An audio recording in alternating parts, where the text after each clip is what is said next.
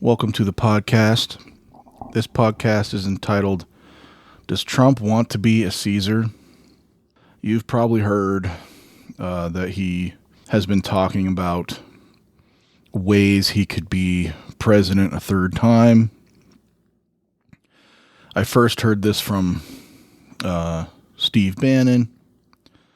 Bannon is a swashbuckler, and he will just, if he sets his mind to something, he'll just keep going after it. And let's talk about this a little bit. So Washington said presidents should only serve 2 terms, and he only served 2 terms. He could have just kept getting reelected. I mean, he died shortly after he went home, but he could have been reelected again and died in office if he wanted to stay in power. Would have been easy. But he wanted to set the precedent that you only serve 2 terms as president, because we want this republic to have people moving in and out of power. That's what republics are for. And so, or one of the hallmarks, that's not what they're for, I guess, but it's one of the hallmarks of a republic. So do you really think that Trump is more important than Washington? No. I think Trump will be more important than a lot of people think he will. At this point, we're kind of in this weird place where everybody loves Trump now, I guess. Trump's cool now, I guess, again, like he was in the 80s. It shows you how fickle public opinion is. It's ridiculous. But now everyone loves Trump, and it's cool to like Trump now.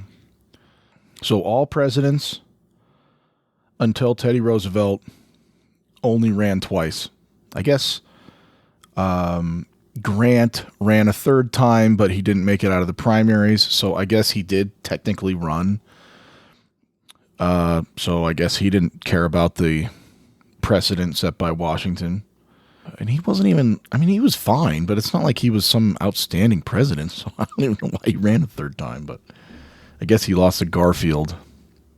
And so Teddy Roosevelt only won the presidency once because he inherited the presidency from, is it McKinley? And so I always get McKinley and Harding confused. I think they're like kind of the same kind of president anyway. It's kind of like, Bush and Bush. I don't know. So Teddy Roosevelt runs in 1912 a third time, or for a third term, and loses famously and all that. But other than that, he's the first one to do it. And then his cousin FDR runs 4 times and wins all 4 times. But to defend FDR a little bit, we were in the Great Depression. So that third time, I don't know, maybe makes some sense. The 4th time, we were right in the middle of the World War II. So I don't know, maybe that makes sense. But I still think he shouldn't have run. The Republic is stronger than one person. We would have found somebody else. There's plenty of people. See, that's one of the things about this whole deal is one person. We don't need heroes. We don't need, these mythological heroes to save us. No, it's a republic. We all work together and we fix it. That's one of the problems with this thinking. Right? Bannon's like, this guy's a once-in-a-lifetime, blah, blah, blah. Okay, maybe he is. And he's a lame duck now. And Trump's defenders will say, he's just trolling the Democrats. He's the, king of the trolls, and he's trying to keep himself relevant. All right, but Bannon's serious about this. And I think Trump's serious about it too. But this goes against the ethos of a republic where the citizens run the government, not one citizen forever. Why do you think we passed the 22nd Amendment? Because FDR violated that norm, and we decided we don't know. We want this as a norm. And I guess if our leaders aren't going to obey the traditions and the things we want, we're going to have to write it right in. So let's look at Caesar for a minute. So the Republic lasted basically from 500 BC. I'm not going to say BCE. I'm sorry. BC, because that's what the calendar says. You can make up whatever date, pronouns, or whatever you want.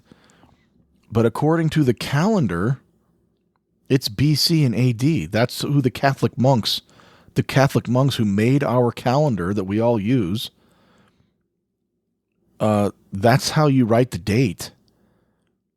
You could make up, I could make up dates and say, well, no, that would be rear. Anyway, I could change it around. Before the Common Era? Well, what's the Common Era? Why is it a common? What's year one? Well, the year Jesus was born. All right. So what's common about that? What are you talking about?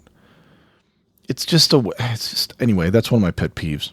But so 500 BC or 509, the Romans overthrow their king and they set up a republic, which isn't like a Athenian democracy where it's just the people and they, Athens it's really a hardcore democracy where there's like the elites don't really have a say. I mean, they have a say, but they have as much say as everybody else. This thing's more of a hybrid kind of where you have the patricians who are the elites and you have the plebeians who are the regular people, and they each have power. And the patricians run the Senate, and they kind of run the government, frankly. You have to be patrician pretty much to run the government. And then you have the plebeians, I can't ever say it right, the plebes, okay, who run everything else. Or I don't mean who run everything else. I mean who make the laws and vote people in and do some other things. I don't know if a plebe could become I don't think they could run for anything. I had to think you had to be a patrician. But anyway, both sides were represented, and it was pretty stable. You'd probably rather live in Rome than in Athens, because Athens was not that stable, because it's a democracy, and democracies aren't stable. I mean, it was fine, but there's a certain amount of stability in the elites. And there's a certain amount of craziness with the mob, with the regular people. So, they all have their ups and downs, but if you kind of combine them, then maybe you have some kind of stability. So anyway, until 133, I guess, when Marius starts changing the republic around, and then there's a civil war and all this other stuff. So for a good 400 years, the republic runs pretty well. They do some reforms. They change some things around. I don't know all about it. I know a couple things they change. But that's what governments do. And as long as the people want to make the changes, then it's still a republic. But what starts happening around 133, is they change the army so that regular people aren't in it anymore. It's career soldiers who are loyal to generals. The political organizations, like the assemblies, kind of like our House of Representatives, it wasn't exactly like that, but kind of like that, or maybe state legislatures type thing, were corrupted, and people didn't care about the republic anymore. They cared more about getting bribes, or the soldiers cared more about being loyal to their general. The generals cared more about power and fighting over power and pushing the government around. And everything just got corrupted. People got selfish. People didn't really care about the republic enough. The rich got richer and the poor got poorer. That is one of the things that also happened. And everybody was just kind of disillusioned with the republic, and it didn't work anymore. And the regular people were kind of apathetic or hopeless. And so they would look for these saviors to fix stuff. And so there developed two political parties, the Optimates and the Populares, I think that they were called. Sounds like Transformers, right? And so in 80 BC, Sulla takes over. There's a civil war, and Sulla comes into Rome and takes over, makes himself dictator, which you were allowed to do under the Roman Constitution. You had to be appointed, but I don't know. I don't think he was appointed. I think he just took over and got rid of some of these populist things that were going on and restored power to the Senate, did all this other crazy stuff, and then resigned as dictator and just became a person again, a private citizen. And so that kind of severely damaged the Republic and showed that the Republic couldn't fix itself. It needed some kind of military savior to come in and fix everything. He thought he had fixed it, and I don't know, maybe he did strengthen it somehow. But he established the idea that generals could come in and push their way around and fix things in the Constitution. So before this, the executives of the Roman Republic were consuls, consul. Sometimes people say councils. No, it's a consul. It's a weird word. And there were two of them. They're kind of like co-presidents, and they were elected every year. They weren't supposed. Here's another thing. They weren't supposed to be reelected, and they could get reelected, but they had to wait 10 years. The Romans did not want another king. They tried really hard to not have one man rule, to not have one person have too much control. Sounds kind of like our Constitution. And so people are rotating in and out of the consulship. There were two. They led the military when needed. They ran the government. They were in the Senate, and they could veto each other. This is where we get the word veto. If one of them was going to do something, the other one could stand up in the Senate and say veto. It basically, I think, means something like stop or no. So it wasn't like a president, vice president. They were co-equals. So it's kind of a weird thing but they didn't have, it wasn't like our system where they had a president who is the executive branch. Okay. He was just like one of the guys. It's like a prime minister. So it's kind of like they had two prime ministers. That's kind of what it's like. So you have a couple civil wars. You have the Republic decaying. You have all the systems of the Republic decaying, becoming corrupted, people being selfish, people not caring about the country. And you also have an empire building. And so the military is becoming much more important. And these generals go off on campaign, and after this guy Marius changes the army around, so that instead of citizens of Rome being in the legions, now it's career soldiers who for 20 years fight with this one general. And then they're more loyal to that general than they are to the Republic. They're not fighting for the Senate and people of Rome. They're fighting for Caesar. So generals kind of end up controlling things when push comes to shove. When they really want to get something done, they turn to a general to come in and fix things. So, we're not going to go into this too far, but it's kind of sounding like our country now, kind of. Mark Levin talks about a Meritopia, where we're in something, but it's post-constitutional. In some ways it is. I think in some ways he's right. In some ways he's not. Probably it's wishful thinking, maybe, to think he's wrong, but I don't know. Anyway, I don't think we're there yet, but kind of feels like we're there. The executive is just everything now. All anyone cares about is who the president is. The Senate and the House are just kind of rubber stamps or speed bumps. They don't really do anything. They're just corrupt. I mean, they're so corrupt. They're a joke. So along comes Caesar. There's background to him, but he takes over France, or Gaul as they called it, spends about a decade taking over France and winning France for Rome, and comes back victorious. And the people in Rome are scared that he's going to become too powerful. And he has this rival in Rome called Pompey, or Pompey. I don't know how to say it. You hear it both ways.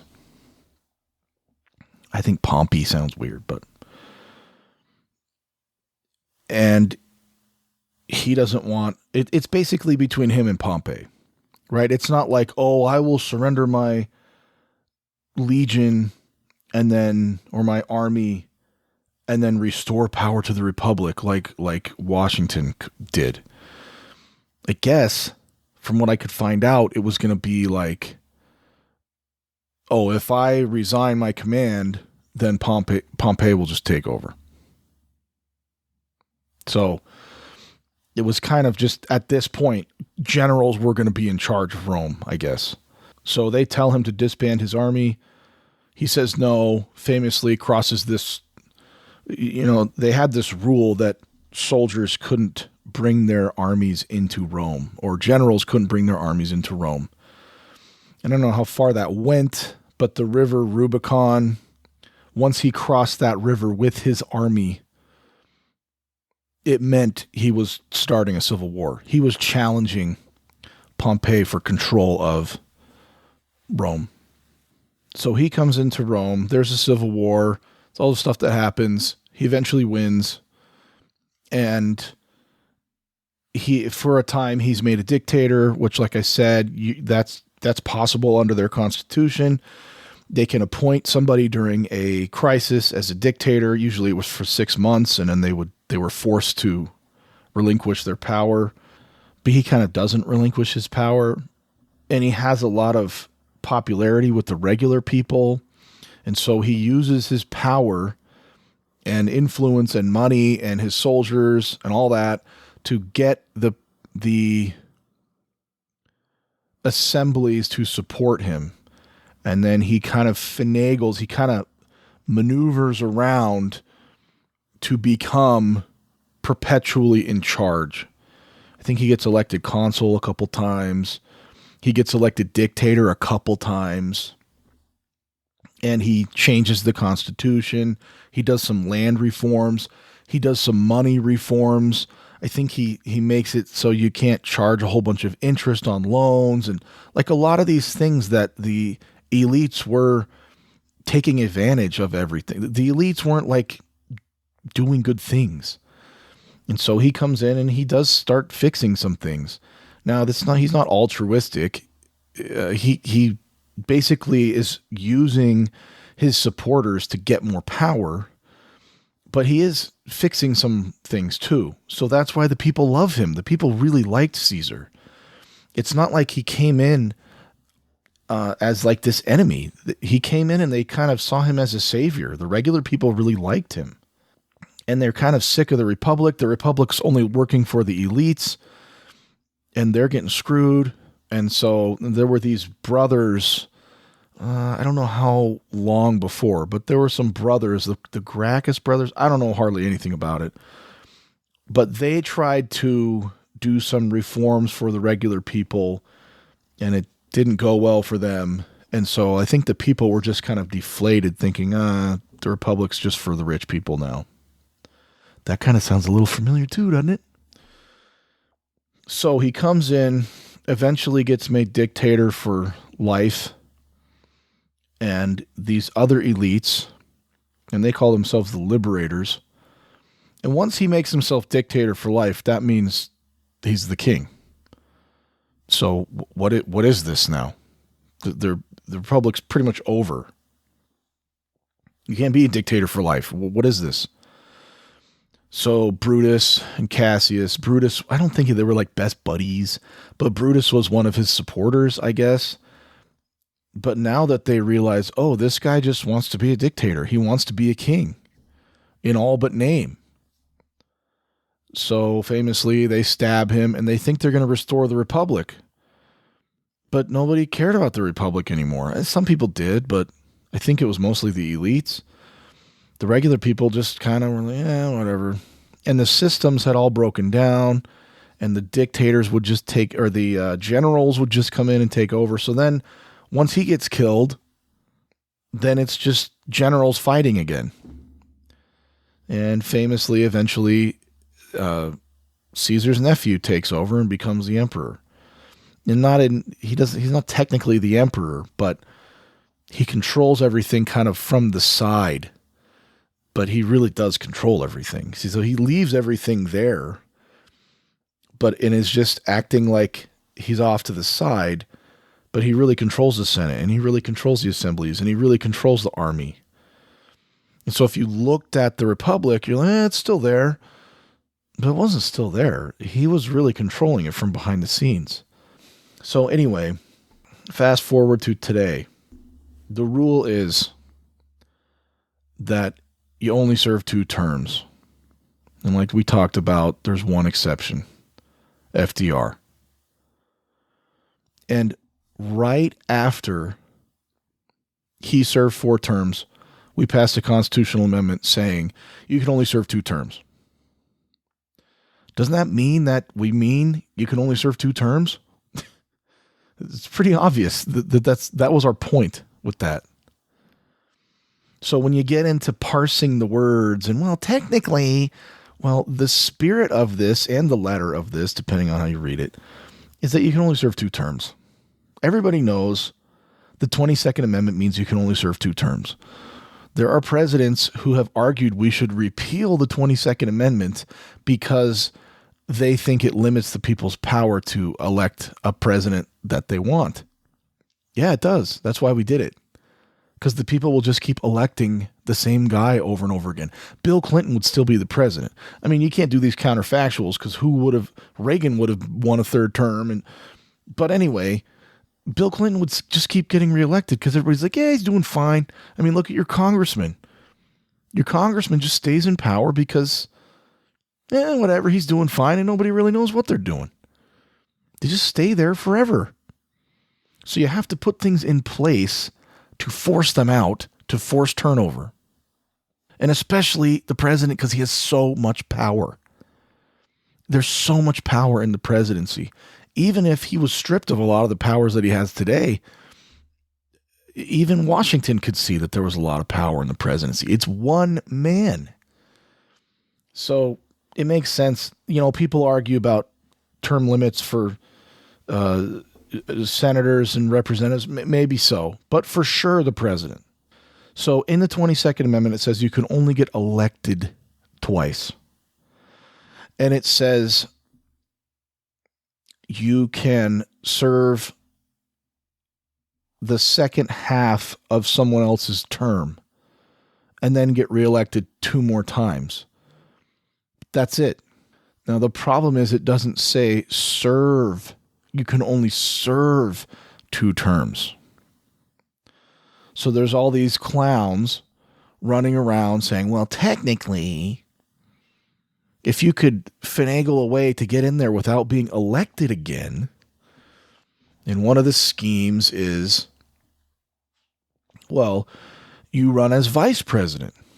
Okay, in the 12th Amendment, it says when they're talking about how you elect a president and a vice president, if no one is chosen by the Electoral College, it says they pick, but it says in there you can't pick somebody who isn't eligible to run for president. Now, when they passed that amendment, there was no 22nd Amendment. It was in the early 1800s they passed that. After the election of 1800, I think, is after when they passed that, to fix the Electoral College. So the only qualifications back then were you have to be 35, you have to be a natural born citizen, and there was like a residency requirement, I think, of 14 years consecutively living here or something like that. So they didn't mean he'd already served 2 terms, but that was the precedent set by Washington and Jefferson, Adams, all the other presidents. Jackson probably could have got reelected. Who else? There's others who could have got reelected, but they wouldn't have done that because if Washington didn't do it, then they weren't going to do it. So they didn't write it into the law that you can't serve 3 terms, but we did write it into the law later, and now that's one of the qualifications for president. So if we modify the qualifications for president, the 12th Amendment still holds. So that one is out. That one is stupid and it's out. So I can see where you're saying, well, it doesn't say I can't serve 3 terms. Come on. Like, I hate this kind of stuff. But, if you're going to write a constitution, then why have the letter of the law if you don't have to follow the letter of the law? All right. Okay, so then this other scheme, well, I could get appointed Speaker of the House and then have the president and the vice president resign at the same time, and then I'm the president. That was not the point of the line of succession, so that you could game the system by... No, the line of succession is in case they get killed or resign or something happens to them. You can't decapitate the government. You can't decapitate the government on purpose so you can be president. This kind of thing is what tyrants do. Try to circumvent or subvert the Constitution. This is not okay. And Republicans need to start standing up and saying, this is what a Caesar would do. No, we will not support this. No. Shut up about this. Now, here's the thing. They don't want to be sidelined politically because Trump will come out and, oh, you're an idiot. So what? What's more important, the Republic or Trump's favor? Who cares? This is the problem. People care more about their political careers or how much people in Washington like them or whatever than they care about the Republic. This is the problem. They need to start standing up and saying, yeah, no, he can't serve 3 terms. That's completely insane. I don't care what the schemes are. I will never support that. No. It should just be immediate no. But see, they're so worried about getting on Trump's bad side. Do you care more about getting on Trump's bad side, or do you care about breaking the Constitution? And look, this would be breaking the Constitution. This is not some garden variety, just kind of like tweak. This is in the face of the Constitution. There is no justification for this. Everyone knows we only want people to serve 2 terms. It's been that way since the beginning. This is a huge break with tradition, with our ideals, with the letter of our Constitution.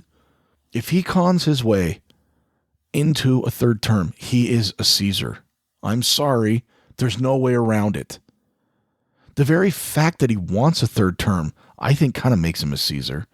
But, people can be ambitious, whatever. FDR wanted the 3rd term, and he wasn't a Caesar, I don't think. I mean, he was ruthless and did some kind of shady stuff with like campaign donations and stuff. But he was a patriot, and he tried to help the country. I'm not going to bash FDR. But it wasn't in the Constitution. He was just breaking a norm and a thing that we hoped leaders would do.